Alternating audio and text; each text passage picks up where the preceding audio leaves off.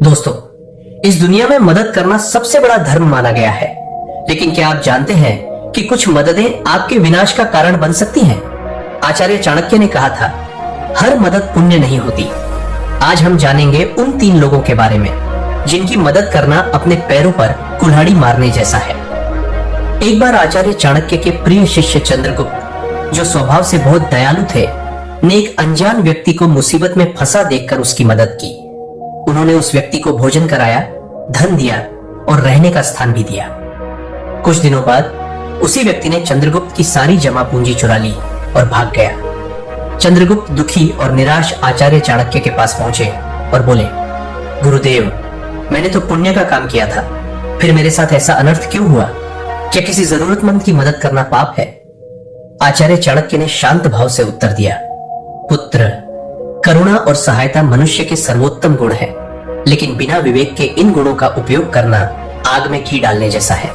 हर व्यक्ति मदद का पात्र नहीं होता। जिस तरह विष से भरे पात्र में अमृत डालने से वह विष ही रहता है, उसी तरह गलत व्यक्ति की मदद तुम्हारे लिए विनाश का कारण बन सकती है। चंद्रगुप्त ने उत्सुकता से पूछा, गुरुदेव, कृपया मुझे बताएं कि वे कौन से लोग हैं जिनकी मदद से हमें बचना चाहिए। मैं यह गलती दोबारा नहीं करना चाहता। चाणक्य ने मुस्कुराते हुए कहा, पुत्र, आज मैं तुम्हें उन 3 प्रकार के लोगों के बारे में बताऊंगा जिनकी मदद करना अपने पैरों पर कुल्हाड़ी मारने जैसा है। इनसे सावधान रहना तुम्हारी बुद्धिमानी और भविष्य की रक्षा करेगा। पहला व्यक्ति, दुष्ट और बुरे स्वभाव वाला। आचार्य ने गंभीर स्वर में कहा, सबसे पहले उस व्यक्ति की मदद कभी मत करो जिसका स्वभाव ही दुष्ट हो। जो दूसरों को दुख देकर सुख पाता है, उसकी मदद करना सांप को दूध पिलाने जैसा है। वह न केवल तुम्हें हानि पहुंचाएगा, बल्कि तुम्हारी मदद का दुरुपयोग भी करेगा। उन्होंने एक कहानी सुनाई। एक बार एक साधु नदी किनारे ध्यान कर रहे थे। उन्होंने देखा कि एक बिच्छू पानी में डूब रहा था। दया से भरे साधु ने उसे बचाने के लिए हाथ बढ़ाया, लेकिन बिच्छू ने डंक मार दिया। साधु ने फिर कोशिश की और बिच्छू ने फिर डंक मारा। पास खड़े एक व्यक्ति ने कहा, महाराज, ये बिच्छू बार बार आपको डंक मार रहा है, फिर भी आप इसे क्यों बचा रहे हैं? साधु ने जवाब दिया, डंक मारना इसका स्वभाव है और बचाना मेरा काम। लेकिन चाणक्य ने चंद्रगुप्त से कहा, यह साधु की भूल थी। चाणक्य नीति कहती है कि दुष्ट स्वभाव वाले की मदद करना मूर्खता है, क्योंकि वह बचकर दूसरों को ही हानि पहुंचाएगा। चाणक्य ने एक और उदाहरण दिया, पुत्र, इतिहास में देखो, जब मगध के एक सेनापति ने अपने शत्रु को क्षमा कर उसकी मदद की, तो उस शत्रु ने मौका पाते ही सेनापति की सेना पर हमला कर दिया। दुष्ट व्यक्ति की मदद न तो उसका स्वभाव बदलती है, न ही वह तुम्हारा मित्र बनता है। वह पहले ही अवसर पर तुम्हें नष्ट करने की कोशिश करेगा। ऐसे लोगों को उनके कर्मों के फल भोगने दो। दूसरा व्यक्ति, लालची और एहसान फरामोश। चाणक्य ने दूसरा सिद्धांत समझाया, चंद्रगुप्त, दूसरा व्यक्ति वह है जो बहुत लालची हो और तुम्हारी मदद को भूल जाए। ऐसा इंसान तुम्हारी मदद का इस्तेमाल अपनी तरक्की के लिए करेगा और तुम्हें पीछे छोड़ देगा। उन्होंने एक कहानी सुनाई। एक दयालु व्यापारी ने एक गरीब लेकिन चालाक लड़के को नौकरी दी। उसने उसे अपने व्यापार के सारे गुण सिखाए और उसे अपने परिवार जैसा माना। लेकिन उस लड़के की नजर व्यापारी के धन और व्यापार पर थी। मौका मिलते ही उसने व्यापारी के व्यापारिक रहस्य उसके दुश्मनों को बेच दिए और खुद उस व्यापार का मालिक बन गया। चाणक्य ने कहा, आज के समय में भी ऐसा होता है।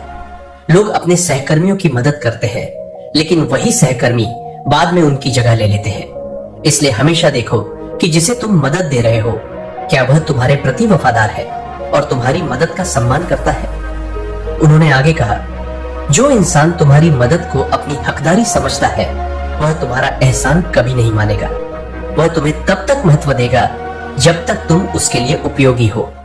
जिस दिन तुम उसकी जरूरत पूरी नहीं कर पाओगे, वह तुम्हें नुकसान पहुंचाने में नहीं हिचकेगा। तीसरा व्यक्ति, हमेशा शिकायत करने वाला। चाणक्य ने तीसरा सिद्धांत समझाया, पुत्र, उस इंसान की मदद मत करो जो हर समय शिकायत करता हो और हमेशा दुखी रहता हो। ऐसा व्यक्ति तुम्हारी सारी ऊर्जा और खुशी छीन लेगा। उन्होंने एक कहानी सुनाई। एक गांव में 2 दोस्त थे। एक हमेशा खुश और उत्साही रहता, दूसरा अपनी गरीबी, किस्मत और हर चीज की शिकायत करता। खुश दोस्त ने अपने दोस्त की बहुत मदद की, उसे पैसे दिए, काम दिलवाया और हमेशा हौसला बढ़ाया। लेकिन शिकायती दोस्त को हर समाधान में कोई नई समस्या नजर आती थी। वह कभी खुश नहीं होता था। धीरे धीरे उसकी संगत में खुश दोस्त भी उदास रहने लगा। उसकी अपनी जिंदगी की तरक्की रुक गई और वह हमेशा तनाव में रहने लगा। चाणक्य ने कहा, आज के समय में भी ऐसे लोग मिलते हैं जो हर छोटी बड़ी बात में शिकायत करते हैं। चाहे वह उनके परिवार, नौकरी या समाज के बारे में हो, उन्हें हर चीज में कमी नजर आती है।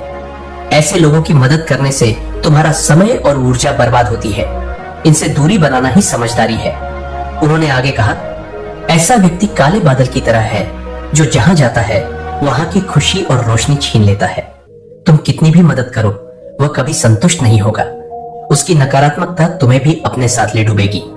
चंद्रगुप्त ने सोचते हुए पूछा, गुरुदेव, क्या इसका मतलब यह है कि हमें किसी की मदद ही नहीं करनी चाहिए? चाणक्य ने मुस्कुराते हुए कहा, नहीं चंद्रगुप्त, मदद करना मनुष्य का धर्म है, लेकिन यह धर्म विवेक के साथ निभाना चाहिए। चाणक्य नीति कहती है कि दान हमेशा सुपात्र को देना चाहिए। जैसे तुम बीज उपजाऊ जमीन में बोते हो, वैसे ही अपनी करुणा और संसाधन उन लोगों पर लगाओ जो उसका मूल्य समझे। उन्होंने आगे कहा, जीवन एक युद्ध क्षेत्र है चंद्रगुप्त। इसमें तुम्हें अपने संसाधनों, समय, धन और ऊर्जा का उपयोग बुद्धिमानी से करना होगा। जो लोग तुम्हारी मदद का दुरुपयोग करते हैं, वे तुम्हारे युद्ध के हथियार छीन लेते हैं। इसलिए स्वयं की रक्षा करना तुम्हारा पहला कर्तव्य है। चंद्रगुप्त ने सिर झुकाकर कहा, गुरुदेव, आज मैंने सीखा कि करुणा और विवेक एक ही सिक्के के दो पहलू हैं। बिना सोचे समझे की गई मदद पुण्य नहीं, मूर्खता है। मैं अब यह सुनिश्चित करूंगा कि मेरी मदद सही व्यक्ति तक पहुंचे। आचार्य चाणक्य ने अंत में कहा, पुत्र, यह चाणक्य नीति का सार है। विवेक के बिना कोई भी गुण व्यर्थ है। अपनी ऊर्जा, समय और संसाधन उन लोगों पर लगाओ जो इसका सम्मान करें। जो लोग तुम्हारी मदद का मूल्य नहीं समझते, वे तुम्हारे पतन का कारण बन सकते हैं। अगर यह वीडियो आपको प्रेरणादायक और महत्वपूर्ण लगा हो तो इसे लाइक, शेयर और कमेंट जरूर करें।